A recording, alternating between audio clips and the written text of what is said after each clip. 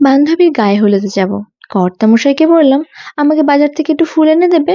অমনি মুখের উপর না বলে দিল। আমারও শুনে খুব রাগ হয়েছিল। আমিও বলে দিলাম আমার ফুলের ব্যবস্থা আমি নিজেই করে নেব। তারপরে আবার কি সোজা চলে গেলাম আমাদের ফুল বাগানে এবং সেখান থেকে বেশ কয়েকটা সাদা ফুলের কুড়ি তুলে নিয়ে এলাম এবং বানিয়ে নিলাম একটা সুন্দর ফ্লাওয়ার নেট। এই নেটটা কিভাবে বানিয়েছি সেটাও হয়তো তোমাদের জানতে ইচ্ছে হচ্ছে। আচ্ছা, সেটা ভিডিওর শেষের দিকে রয়েছে। তবে আগে হেয়ার স্টাইলটা কিভাবে করলাম সেটা না হয় বলে নিই। তো এই হেয়ার স্টাইলটা করার জন্য বেশি কিচ্ছু করার দরকার নেই। সামান্য একটা হাত খোপা করে নিয়ে সেটাকে একটা রাবার ব্যান্ড দিয়ে প্রথমে সিকিউর করেছি এবং তারপরে খোপাটার ওপরের দিকের চুলগুলোকে একটু একটু করে পুল করে একদম খোপার নিচ পর্যন্ত নামিয়ে খোপাটাকে কভার করে দিয়েছি। তারপর এই ফ্লাওয়ার নেটটা দিয়ে পুরো বানটাকে কভার করে বেশ কয়েকটা ইউপিন দিয়ে সুন্দরভাবে সিকিউর করে দিয়েছি। বানটাকে চাইলে আমি এরকম ফ্লাওয়ার নেট দিয়েও রাখতে পারতাম, বাট মনে হলো গায়ে হলুদে যেহেতু যাবো, সব একটা হলুদ হলুদ ব্যাপার রয়েছে, তাই আমি বানটার মধ্যে একটু হলুদের ছোঁয়া রাখতে চেয়েছি। তাই বাড়িতে থাকা কয়েকটা হলুদ ফুলের পাপড়ি চিড়ে আবার একটা মালা গেঁথে এই বানটাকে সুন্দর করে কভার করে নিয়েছিলাম। আচ্ছা, বান তো করা হয়ে গেছে। এবারে চলো তোমাদের সাথে শেয়ার করি কি ফুলের কুড়ি দিয়ে আমি এই বানটা বানিয়েছিলাম। আমাদের এখানে এগুলোকে সাদা ফুল বলে, অনেকে এগুলোকে টগর ফুলও বলে। সে যাই হোক, এই অনেকগুলো ফুলের কুড়ি ছিঁড়ে নিয়ে এসেছিলাম এবং একটা সুতোর মধ্যে আমি এইগুলোকে এইভাবে দেখো গেঁথে নিয়েছিলাম। একটা সুতোর মধ্যে আমি ৯টা করে কুড়ি রেখেছিলাম। এইভাবেই আমি মোট ৫টা সুতোর মধ্যে কুড়ি গেঁথে নিয়েছিলাম আর প্রত্যেকটা আমি ৯টা করে কিন্তু কুড়ি রেখেছিলাম। চলো এবার তোমাদের বলি এরকম ধরনের একটা ফুলের নেট করার আইডিয়া আমি কোথা থেকে পেলাম। অ্যাকচুয়ালি তোমরা তো সবাই মানে পুত্রবধূ রাধিকা মার্চেন্টকে তার গায়ে হলুদের সময় এরকম একটা ফ্লোরাল দুপাট্টা পরতে দেখেছিলে। তো সেই থেকেই আমি এরকম একটা ফ্লোরাল দুপাট্টা করবো ভেবেছিলাম।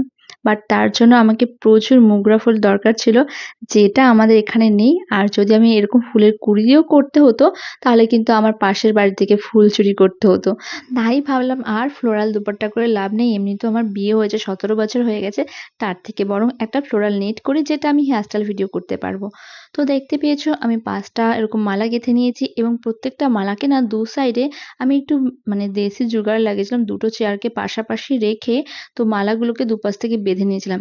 এরপর আরেকটা সুতো নিয়ে নিয়েছিলাম এবং সুতোটাকে একদম প্রথমে যেই চেনটা ছিল আমার সামনে সেই চেনের একদম ২০টার সামনাসামনি ওটাকে আটকে নিয়েছিলাম। তারপরে ওই সুতোটার মধ্যে আবার একটা কুড়িকে গেঁথে নিলাম এবং দেখো কুড়িটাকে গেঁথে নিয়ে সেটাকে একদম পরের লাইনের কুড়ির সামনাসামনিতে ওটাকে সিকিউর করে নিচ্ছি। বেশি কিছু করে সিকিউর করার দরকার নেই, শুধু সুতোটাকে একটু প্যাঁচ লাগিয়ে নিলেই হয়ে যাবে।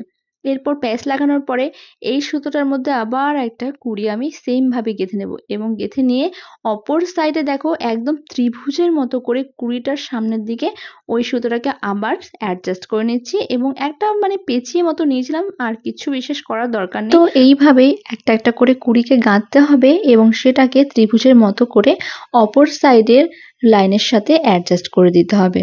খুবই সিম্পল এবং ইজি, বাট একটুখানি সময় সাপেক্ষ। যাই হোক, একবার করে নিতে পারলে কিন্তু এটা তোমার অনেক দিন চলে যাবে। আর এই ফুলের কুঁড়িগুলো না সহজে নষ্টও হয় না। আমি কিন্তু এটা ২ দিন আগে করেছিলাম এবং আমার ফ্রিজে এটা স্টোর করা ছিল। দেখো কিচ্ছু হয়নি।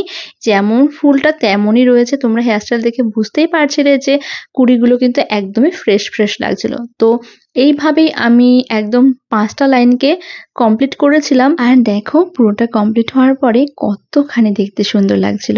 আমার তো মনে হয়েছিল তখনই হেয়ার স্টাইল করে নিই, বাট সেই সময় ছিল না, সন্ধে হয়ে গেছিল। এবার অনেকেই জানতে চাইবে যে আমি যে হলুদ ফুলগুলোর কথা বলছিলাম, যেটাকে দেখতে অনেকটাই গোলাপ ফুলের পাপড়ির মতো লাগছিল, বাট সেগুলো গোলাপ ফুল ছিল না। এই ফুলগুলো অনেকেই হয়তো চিনবে, অনেকের বাড়িতেই রয়েছে। তো এই ফুলের পাপড়িগুলো ছিঁড়েই আমি মালা গেঁথে নিয়েছিলাম এবং বানটাকে সুন্দর করে সাজিয়ে নিয়েছিলাম।